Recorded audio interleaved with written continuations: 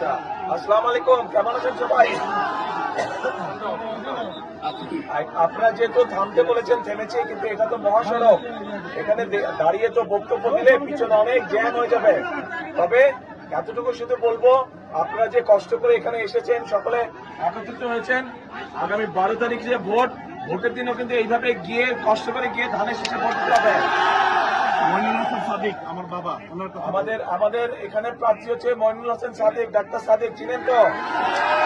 ইনশাল্লাহ ডাক্তার সাদিককে ধানের শীষে ইনশাল্লাহ সকলে জয়যুক্ত করবেন ইনশাল্লাহ।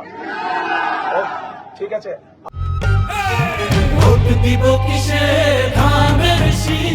আজকে আর কথা বলবো না, ইনশাল্লাহ ভবিষ্যতে আবার আসবো আমি, তখন সময় নিয়ে আপনাদের সাথে কথা বলবো।